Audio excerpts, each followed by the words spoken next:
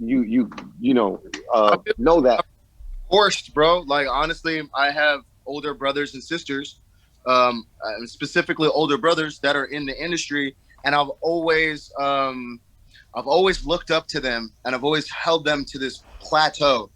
And once I figured out as an adult that some of those people that I looked up to shouldn't be held so high, because they're just regular people, A, and Yeah. B, when you hold people up like that, you're easily let down by some of the things that they do or say or the way they live their lives or whatever the case may be.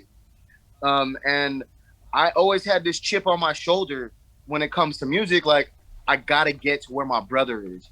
I gotta be there. I gotta meet him there somehow and not piggyback off of him, but I want to meet him there one day.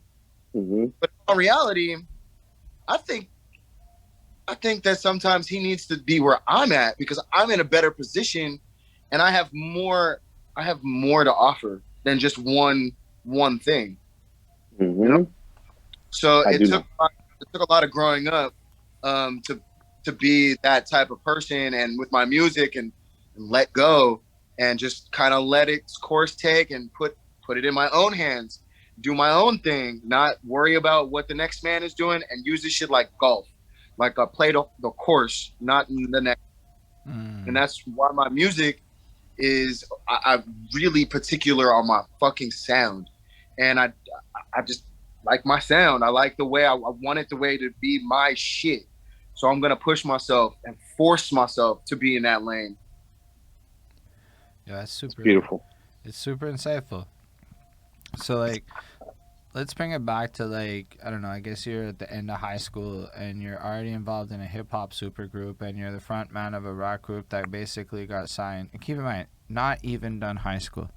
Front band Not even got done. got kicked out of a rock band that was about to get signed on some fucking pop. Bro, your shit's already a documentary and you're not done high school. So I guess the question is, what happens after high school, or what happens in the next little phase after getting kicked out of the group, and what comes next in your story? Um, Man, basically I was tired of being stagnant in San Jose in California, doing shows downtown San Jose. It was just, man, it was a rock, and I was underneath it, and I felt stagnated. I felt like my music. I have so much unreleased music with Thunderhut. It's unbelievable, unbelievable, and I don't know where it's at right now to this day. But I had to change that. Um, and I was working at this restaurant. It was like by the Apple campus in Cupertino. And so I've always been, tech, always been working like around tech. Hitachi, eBay. I've worked so many different jobs. I was a chef, soccer coach, sold meat out of a van. I've sold phones. I've done every single fucking job you could probably imagine. So I came to a point where I was like, you know what? I need more. I had an album, and I was like, you know what? I'm gonna move, fucking moving to New York, and I don't know nobody there, but I'm fucking moving. I have family here. I don't tap in with them. They don't fuck with me. But I was like, you know what? I'm gonna make this fucking happen, and start a different lane for myself. So I moved to New York with an album that was called Lightweight Bipolar Mania. And I was able to do Vans Warp Tour with that. Start a band. I started a band just by moving into a neighborhood in New York and going to a bar, getting a job at a bar, meeting people, networking, made a band, and did their thing. I was just like, fuck it. But that, You got to do Warp Tour. well, I had some connections, some promoters and people who knew Kevin Lyman personally, and shout outs to Fritz.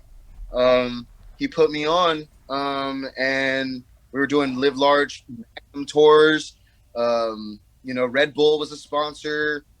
Just doing my solo shit, but with a band. So basically writing all the songs, and getting the band to know my music. We traveled a little bit, which was cool, but that bands, they have these weird, funny things of breaking up, which forced me to just be on my own solo shit. And I already wrote all the music myself, so I just since then just been on my own shit, just producing. I've been in the lab. I've been cultivating so much music, and over the past years, on my own, I've just been on my own shit. And so right now I'm slowly coming out of that because I have a booking agent now and I have a publicist, and we're starting to look at shows in LA, shows here in New York City. So I'm putting together like a 3-piece band for live instrumentation to do some touring, to kind of bring that together with the traveling that I'm doing with tattooing already. So yeah, solo. That's where dope. my heart kind of like fell into, just being a solo artist and producing my own shit.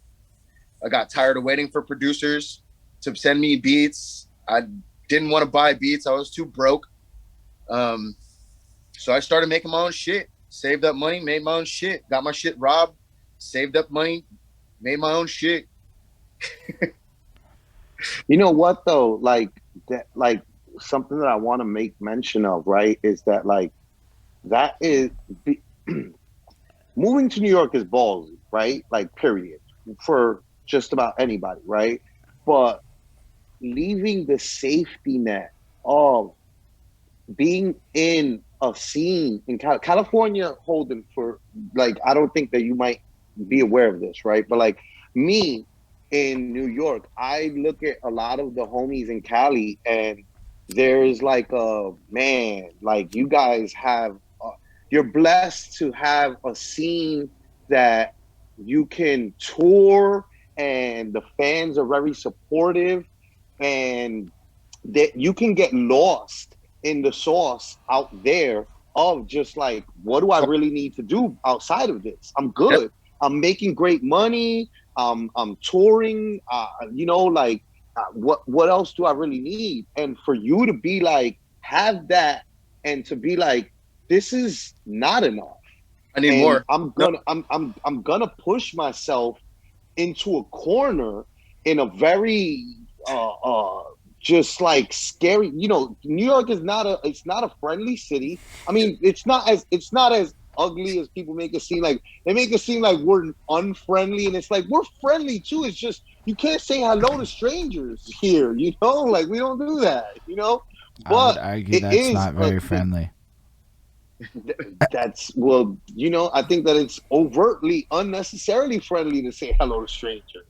But you know, it's really I think it's a testament to you as a person that you did that. You know, like you gave up this comfortability of having like a place where you can tour and sell music to fans that are interested, and you were like, yo, this is cool, but I need more. I had to get out of it. I felt stagnant. I felt like I needed more. And I have it really made, actually. My boy Plex, shout out to Plex Rock. Shout out to Plex Rock. Job at a culinary place. I was a chef at a private school. He hooked me up. I had moved to Oakland with nothing from San Jose. I was like, I'm just going to move, save up some money, and then move to New York. Fuck all this. And they hooked me up. I was living on campus. Was getting paid as a private chef. I was living nice. And I left all that up to be broke as fuck in Bed-Stuy. This shit, my mom was heartbroken. She was like, man, 25 years later, I worked so hard to leave New York from Trinity and move right back in the neighborhood I worked so hard to leave in the 80s. Parents just don't understand sometimes. But my mom, New York is not Bed-Stuy is not the 80s anymore. Okay, it's not the same. But the 80s New York City was crazy. Yeah, that's some crazy shit. That's what my mom is used. That's what, you know, I know from her stories growing up. Like, that's what I know hearing from her. And I'm moving to that place and I'm like, okay, I need to be on my shit. Like, that's the mentality I came out here. Like, I needed to be on my A game. and not sleep. Like, and I didn't. I fucking hustled my ass off to be where I'm at right now. I really worked my ass off, and I continue to work my ass off in other avenues that I'm not comfortable in. You know, that whole being comfortable shit, that complacency, that'll fuck you up the worst. Yo. Facts.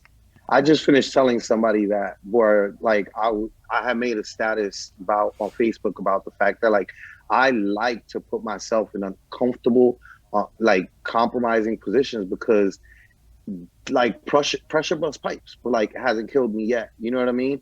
And like I'd rather that. I feel like in complacency is where you find depression and drug habits maybe you can't kick that kind of like tear you down more and just you I feel like there in complacency you find more of like fucked upness, you know? Like people That's don't the realize it. fucked upness, and that's why I don't like to stay in that type of pressure. I like the pressure that makes my back against the wall, and I'm forced to do this shit, and that's where I thrive. That's where I create my music. That's where my artistry comes in, like that pressure. I find my heart broken. That's some pressure I can write about. I find myself being the low dog, the last dog standing. That's where I'm gonna write about like my last breath. I'm gonna take y'all the niggas out and you're gonna hear about it. I'm not going out like that. You're gonna have a hard time getting rid of me. That's where I thrive. And that's where I continue to stay. Super fascinating still, because like, yeah, I'm in Montreal. It's not that vibe. I was like, I think because I think a lot about this stuff. Like, why do certain ecosystems and environments have that kind of an energy where people are almost addicted to putting themselves in positions where they're forced to achieve excellence? Because that's what happens. If you have that, you're in a publish or perish mentality at that point. So you either publish or you will perish. And then if you're still doing it, you clearly didn't perish. Man, it's sink or swim in my mind, bro. That's Like, that. They're like, which side do you like best, West Coast or East Coast? Man, I need both of those to be the person I am today. I needed both. I needed that San Jose Shark mentality, and I needed this fucking New York grimy shit. This shit put an extra layer of skin on me that I needed. And so I'm trying to give the world the best of me, and that's where I'm at right now. Currently trying to like show people that this is what I can do. Yeah, that's the castle face. That's my mind dripping on everybody. That's the toughness. Yo,